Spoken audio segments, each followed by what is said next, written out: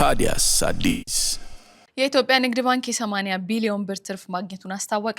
የኢትዮጵያ ንግድ ባንክ በ2018 የበጀት ዓመት በታሪኩ ከፍተኛ የሆነውን 80 ቢሊዮን ብር ትርፍ ማግኘቱን የባንኩ ፕሬዝዳንት አቤሳኖ አስታውቀዋል። ባንኩ ያገኘው 80 ቢሊዮን ብር ትርፍ ባለፈው የበጀት ዓመት ተገኝቶ ከነበረው የ32.5 ቢሊዮን ትርፍ አንጻር ከእጥፍ በላይ እድገት ያሳየም ሆኗል። ባለፉት 6 ዓመታት ባንኩን ከነበረበት የህልውና አደጋ ለማዳንና ወደ ጤናማ ተቋም ለመቀየር የተደረገው የተጠናከረ የሪፎርም ስራ ፍሬ ማፍራት መጀመሩንም ፕሬዝዳንቱ ጠቁመዋል። ይህ ስኬት የባንኩ ማኔጅመንትና ሰራተኞች ኃላፊነት በመውሰድ በቁርጠኝነት የሰሩት ስራ እንዲሁም የደንበኞችና የመንግስት ድጋፍ ውጤት መሆኑን በማንሳት ምስጋናቸውን አቅርበዋል። ታዲያስ አዲስ የኤርትራ ማዕከላዊ ባንክ በሀገሪቱ ውስጥ በግለሰቦችና በተቋማት እጅ የሚገኝ ማንኛውም የናቅፋ ጥሬ ገንዘብ በሙሉ ወደ ባንክ እንዲገባ አሳሰበ። በኤርትራ ያሉ የባንክ ሂሳብ ያላቸውም ሆነ የሌላቸውም ዜጎች አዲስ አካውንት በመክፈት ገንዘባቸውን እስከ ሐምሌ መጨረሻ ድረስ ባንክ እንዲያስገቡ ትዕዛዝ ተላልፏል። ከተቀመጠው የጊዜ ገደብ ውጪ ጥሬ ገንዘብን በይዞታ ስር ማቆየት ህገወጥ መሆኑም ነው የተመላከተው። በዚህም መመሪያውን በማያከብሩ አካላት ላይ ጥብቅ ህጋዊ እርምጃ እንደሚወሰድ ማዕከላዊ ባንኩ ቢያስጠነቅቅም የሚወሰደው እርምጃ ግን ምን እንደሆነ አልተገለጸም። ይህ ውሳኔ መንግስት በምጣኔ ሀብትና በገንዘብ ዝውውር ላይ ለዓመታት ሲያካሂድ የቆየውን ጥብቅ ቁጥጥር አካል መሆኑ ተጠቁሟል። ከ10 ዓመት በፊት ከተደረገው የገንዘብ ልውጥ ጀምሮ ማንኛውም ዜጋ ከባንክ ሂሳቡ በወር ማውጣት የሚችለው የገንዘብ መጠን 5000 ናቅፋ ብቻ ሆኖ እንዲገደብ ተደርጎም ነበር። እንደ ሰርግ ላሉ ከፍተኛ ወጪዎች ከተፈቀደው ገደብ በላይ ገንዘብ ለማውጣት ከአካባቢ ባለስልጣናት የፈቃድ ደብዳቤ ማግኘትም ግድ ይላል። የአሰራር በሰዎች የዕለት ተዕለት ህይወትና በንግድ እንቅስቃሴ ላይ ከፍተኛ ተጽዕኖ ማሳደሩን የምጣኔ ሀብት ባለሙያዎች ይናገራሉ።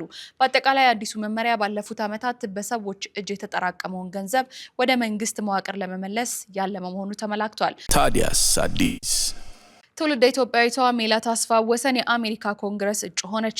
በአሜሪካ የኮሎራዶ ግዛት አንደኛ የኮንግረስ ዲስትሪክት በተካሄደው የዴሞክራቲክ ፓርቲ የመጀመሪያ ደረጃ የእጩነት ምርጫ ትውልደ ኢትዮጵያዊቷ ዴሞክራቲክ ሶሻሊስት ሜላት አስፋው ወሰን እጩነቷን አረጋግጣለች። የ29 ዓመቷ የህግ ባለሙያና የፒኤችዲ ተማሪ ሜላት ለ15 ዓመታት ወንበሩን ይዘው የቆዩትን የ68 ዓመቷን የኮንግረስ አባል ዲያና ዲጌትን በማሸነፍ ነው ውጤቱን ያስመዘገበችው።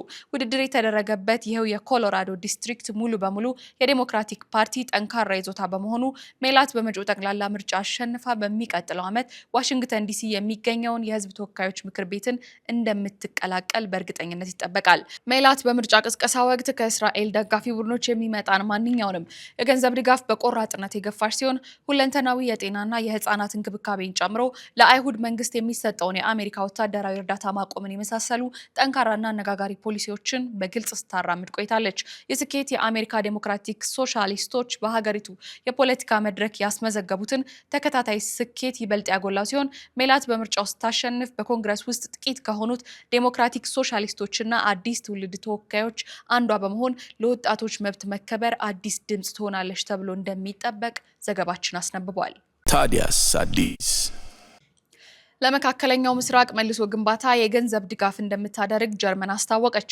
ጀርመን በጦርነት ጉዳት ለደረሰበት ለመካከለኛው ምስራቅ መልሶ ግንባታ የገንዘብ ድጋፍ ልታደርግ እንደምትችል አስታውቃለች። የጀርመን መራሄ መንግስት ፍሬድሪክ ሜርዝ ይህ እንዲሆን ግን ማናቸውም ጥቃቶች ሊቆሙ እንደሚገባ አሳስበዋል። መራሄ መንግስቱ በቀጠናው መሰረተ ልማቶችን እንደገና እየገነባን ስለ የትኛውም ነገር መደራደር እንችላለን ባሉበት ጋዜጣዊ መግለጫቸው ላይ መጀመሪያ ማናቸውም ውጊያዎች መቆም እንዳለባቸው አመላክተዋል። አሜሪካና ኢራን በኳታር ቀጥተኛ ያልሆነም ቢሆን ድርድር እያደረጉ መሆናቸው ይታወቃል። መራሄ መንግስት ፍሬድሪክ ሜርዝም የአሜሪካው ፕሬዝዳንት ዶናልድ ትራምፕን በኢራን ላይ ምንም አይነት ወታደራዊ ስልት የላቸውም ሲሉ በሰጡት ሀሳብ ዲፕሎማሲያዊ ግንኙነታቸው መሻከሩ ይታወሳል። ከዚህ ጉዳይ ጋር በተያያዘ አሜሪካና ኢራን በኳታር ድርድር እያደረጉ መሆናቸው ተገልጿል። የአሜሪካ ተደራዳሪዎች የመካከለኛው ምስራቅ ልዩ መልእክተኛ ስቲቭ ዊትኮፍ እና ጃሬድ ኩሽነር ዶሃ ከገቡ በኋላ የኢራንም ተደራዳሪዎች ወደዚያው አምርተዋል። ሆኖም በሀገሪቱ መካከል በዶሃ እየተደረገው ያለው ድርድር በኳታር አደራዳሪዎች በኩል ማለትም ቀጥተኛ ባልሆነ መንገድ መሆኑ ተገልጿል። ድርድሩ እንደከዚህ ቀደሙ በኒውክሌር ጉዳይ፣ በዲፕሎማሲና የታገዱ ሀብቶችን ጨምሮ በፋይናንስ ጉዳዮች ላይ ማተኮሩ ተጠቁሟል። የተከታተላችሁት የዕለቱን የታዲያስ አዲስ አበይት መረጃዎቻችንን ነበረ። እነዚህንና ሌሎችንም መረጃዎች በስፋት ለማግኘት ገጾቻችንን ጎብኙ። ታዲያስ አዲስ